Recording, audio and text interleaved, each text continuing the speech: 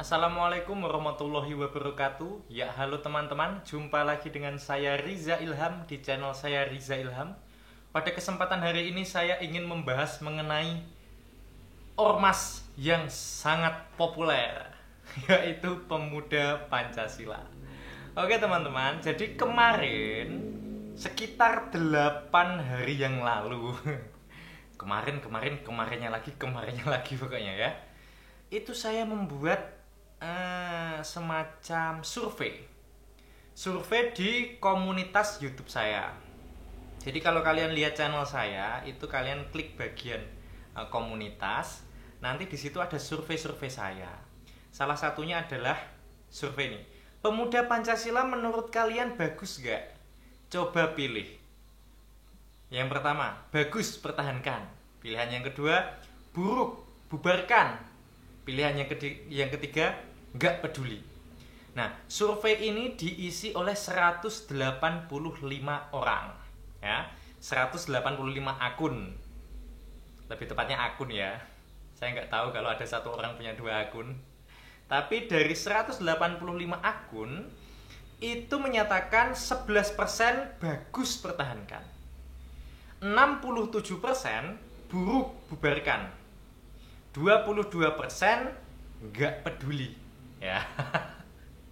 Nah, dari sini saya menyimpulkan secara pribadi kalau ternyata pemuda Pancasila tidak disukai.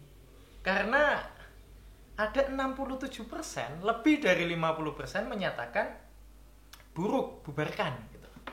Nah, saya bukannya membenci pemuda Pancasila. Saya pikir ormas ini tuh mempunyai sejarah panjang gitu. Apalagi zaman penumpasan PKI ya, yang dimana PKI itu menjadi musuh dari ideologi kita, yaitu ideologi Pancasila, ya kan? Nah, memang ada sejarah panjang di sana. Tapi juga pemuda Pancasila selaku organisasi harus introspeksi diri, karena ternyata tidak disukai. Dan di TikTok saya pun itu banyak yang mention, ada yang mengatakan pemuda Pancasila itu gini. Ya, tidak bisa saya bilang itu komentar yang positif, karena memang tidak mengenakan membacanya, apalagi bagi pemuda Pancasila gitu. Jadi saya pikir memang pemuda Pancasila selaku organisasi itu harus introspeksi diri. Apakah sudah sejalan dengan Pancasila gitu loh.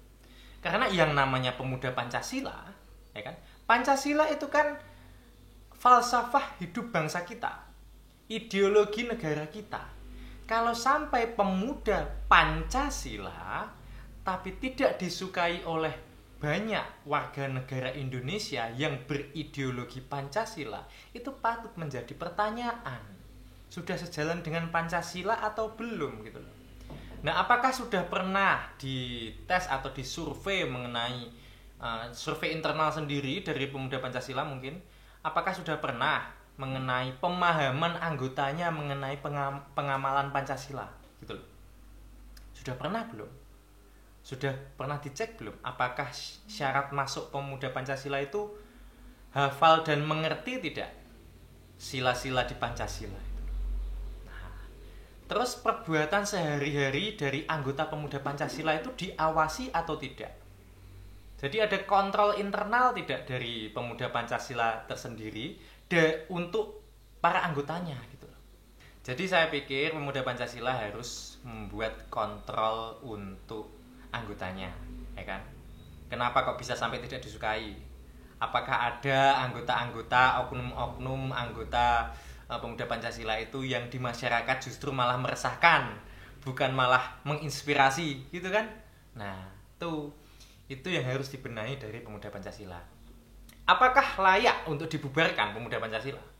Layak tidak layak itu sebenarnya saya tidak bisa komentar, ya kan? Biar itu masalah pemerintah ya yang bisa menilai ormas itu layak atau tidak. Kalau FPI dinilai tidak layak dibubarkan, HTI dinilai tidak layak dibubarkan, ya bagaimana dengan pemuda Pancasila? Layak atau tidak? Pancasilais atau tidak? Seperti itu, saya pikir itu perlu kajian yang lebih lanjut. Kalau teman-teman ternyata ingin membubarkan pemuda Pancasila, ya itu adalah opini dari teman-teman.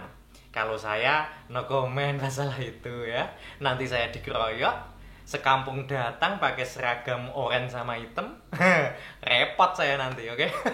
Ya kira-kira itu yang bisa saya bahas dan saya bagi dengan teman-teman. Kurang lebihnya mohon maaf.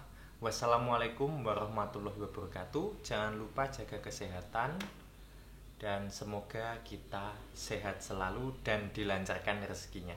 Amin Allahumma amin. Terima kasih. Dah.